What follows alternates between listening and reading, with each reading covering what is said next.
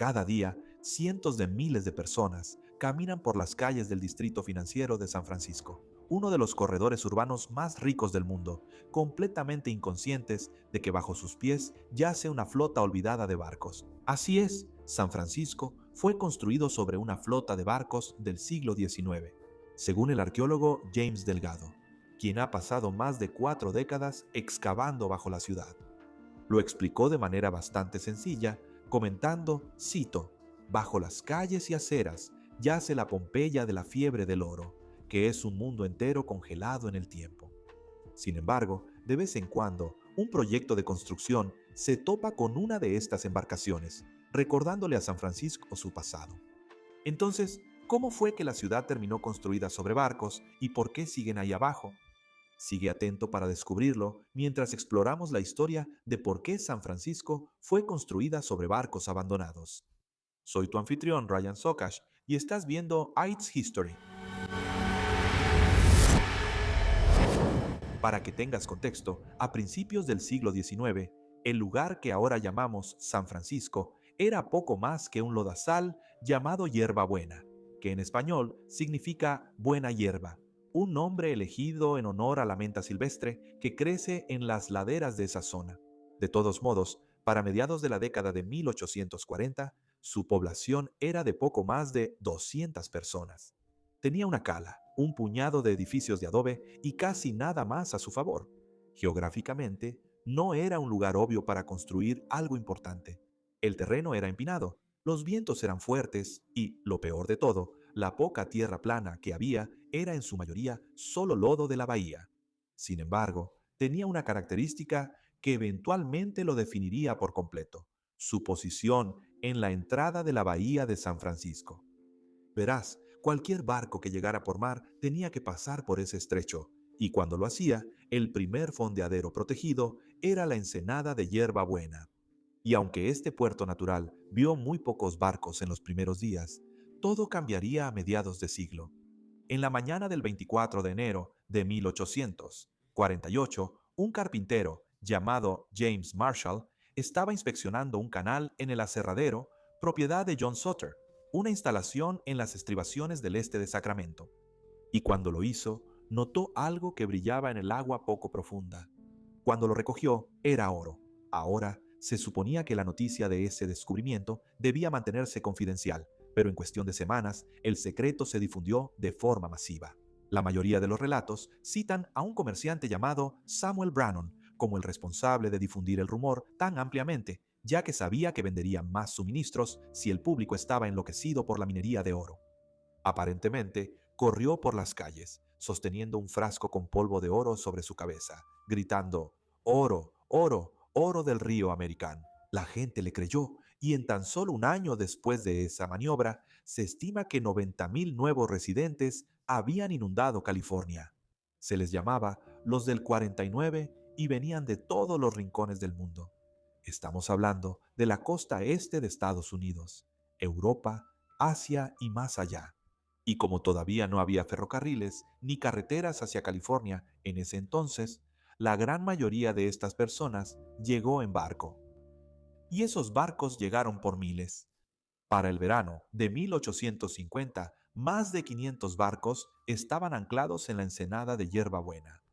Observadores contemporáneos describieron la escena como, cito, un bosque de mástiles, y es aquí donde la historia toma un giro completamente inesperado.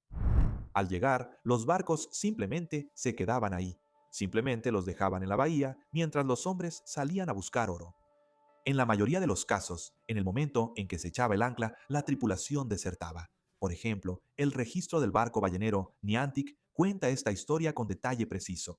En septiembre de 1848, zarpó desde Rhode Island, rodeó el Cabo de Hornos y se dirigió a Panamá, donde recogió a 248 pasajeros, hambrientos de oro, antes de finalmente navegar hacia el norte, a San Francisco. Al llegar, en la noche del 5 de enero de 1849, los registros del barco anotan lo que sucedió después en un lenguaje náutico frío y preciso. El primer día de su llegada, 5 miembros de la tripulación desertaron. El segundo día, 9 más se fueron.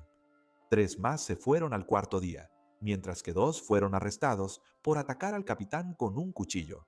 Y para el final de la primera semana, ese barco tenía apenas 5 hombres a bordo. Pero luego, el 12 de julio, el registro termina, ya que no quedaba nadie para escribir en él.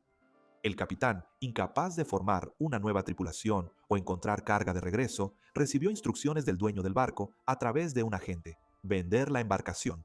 Lo que sucedió después con el barco y la cala fue algo que nadie esperaba. A mediados de la década de 1800, 50 cientos de barcos estaban abandonados en el puerto, y fue aquí donde la joven ciudad decidió improvisar, ya que por un lado había una gran abundancia de estos barcos abandonados, y por otro la tierra escaseaba. San Francisco necesitaba espacio con tanta desesperación que los comerciantes construían muelles tan rápido como podían, con largas tablas de madera que se extendían desde la orilla para alcanzar los barcos anclados en aguas profundas. Y esta red se estaba expandiendo hasta el punto de que casi se estaba formando una ciudad sobre el agua. Así que, en esa situación, surgió una solución radical. San Francisco comenzaría a vender lo que llamaba lotes sumergidos, parcelas de la ensenada que aún estaban bajo el agua, y obviamente el comprador sería responsable de rellenarlas. Ahora, según la ley de esa época, había un atajo adicional que hacía el trato muy atractivo. Si hundías un barco en la ensenada y luego levantabas pilotes a su alrededor, podías reclamar esa tierra como tuya. Esto, obviamente, era una oportunidad increíble para las personas que no podían permitirse comprar tierras. Así que, como te puedes imaginar, muchos barcos fueron llevados a la bahía poco profunda con cuerdas y mano de obra, encallados, y algunos de ellos incluso se reutilizaron. Sus cascos se convirtieron en cosas como almacenes, tiendas, oficinas e incluso hoteles. A partir de ahí, se abrieron huecos en sus costados para hacer entradas. Se colocaron techos de lona sobre las cubiertas y se pusieron letreros para anunciar una variedad de servicios. Esto era, en todo sentido, una verdadera ciudad de naufragios. En cuanto al Niantic, fue arrastrado hasta la esquina de las calles Clay y Montgomery, convirtiéndolo en el barco abandonado que llegó más lejos, tierra adentro de todos. Según lo que establecieron los investigadores, se cortó una abertura en su casco de roble para hacer una puerta, y sobre esa entrada se leía la inscripción, cito, descanso para los cansados y almacenamiento para baúles. En su nueva ubicación, durante la marea alta, los botes de remos podían transportar pasajeros directamente al costado del barco, pero durante la marea baja, en realidad podías caminar sobre el lodo hasta él. Para 1852 se le describía como el mejor hotel de San Francisco. De igual manera, otros barcos fueron hundidos deliberadamente para reclamar el terreno debajo de ellos. Algunos de los acaparadores de tierras más agresivos ni siquiera eran dueños de los barcos que hundieron. Aparentemente, simplemente aprovecharon el hecho de que nadie estaba vigilando. Más allá de eso, algunos barcos se convirtieron en parte de la infraestructura de la ciudad de maneras que nadie jamás imaginó. Y así fue, la ensenada estaba siendo rellenada. Esto no era un proyecto de ingeniería planificado en el sentido moderno, ya que no había una sola autoridad dirigiendo el esfuerzo. Más bien, fue un enfoque caótico para crear nuevo terreno. Y así, a lo largo de la década de 1850, la línea costera siguió desplazándose hacia el este. Para 1857, algunos barcos todavía eran visibles sobre el relleno, sobresaliendo de manera extraña entre los nuevos edificios. Y en otros casos, algunas embarcaciones fueron desmanteladas hasta la línea de flotación, y sus cascos ahora formaban los pisos de sótano de casas de vecindad y almacenes. A principios de la década de 1870, un malecón formal había cerrado la ensenada a lo largo de lo que ahora es aproximadamente el embarcadero, y la ensenada de Hierbabuena dejó de existir como agua abierta. Un historiador llamado Bancroft escribió que incluso entonces, 40 años después de la fiebre del oro, todavía se encontraban restos de barcos bajo los cimientos rellenados de las casas.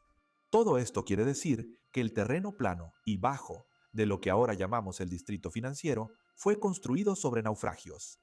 Así que en este punto, quizá te estés preguntando cómo todos esos botes y barcos fueron finalmente olvidados.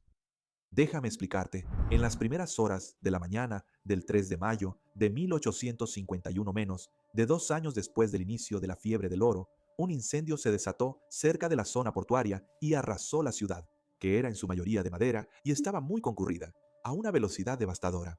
Además de todas las casas y edificios, el incendio quemó el Niantic hasta la línea de flotación y destruyó la mayoría de los barcos reutilizados que aún permanecían en pie a lo largo de la costa. Y no exagero cuando digo que este incendio consumió manzanas enteras construidas directamente sobre el terreno de relleno. Así que cuando la ciudad fue reconstruida, esas ruinas carbonizadas, en la mayoría de los casos, simplemente fueron enterradas en el mismo lugar. La ensenada sigue llenándose.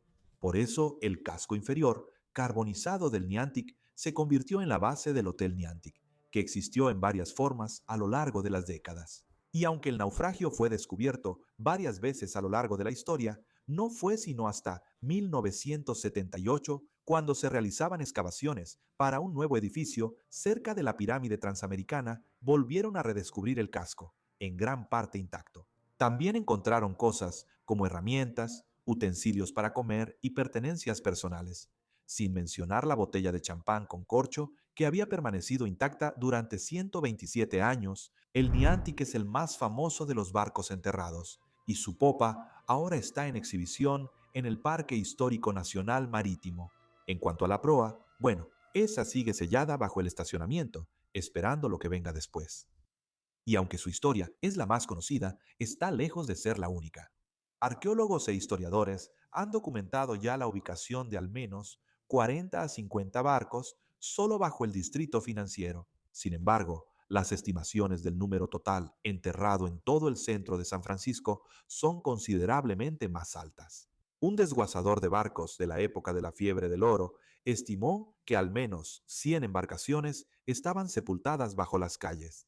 Evaluaciones más recientes sugieren que el número real podría estar más cerca de 200, y no siempre están donde uno esperaría. Durante un proyecto de construcción cerca de Broadway y Front Street en 2006, los trabajadores desenterraron huesos, que luego se identificaron como pertenecientes a tortugas de Galápagos. Al principio, esto sorprendió a todos, pero en el contexto de la historia de la ciudad tiene sentido. Los barcos que rodeaban el Cabo de Hornos solían detenerse en las Islas Galápagos para llevar tortugas vivas que no requerían alimento y podían proporcionar carne fresca a los marineros durante el resto de su viaje. Y para cuando los barcos llegaban a San Francisco, a menudo tenían más tortugas de las que podían vender. Así que los animales se descargaban junto con todo lo demás. Los menús de la época confirmaban que la sopa de tortuga era un plato habitual en los restaurantes del puerto. Otro barco destacado fue el General Harrison, que fue encontrado debajo de una acera en el distrito financiero. Su ubicación ahora está marcada con clavos incrustados en el pavimento. El William Gray fue encontrado en 1980 durante la construcción de la sede de Levi Strauss en la calle Battery y permanece intacto, sellado bajo la fuente del patio hasta el día de hoy.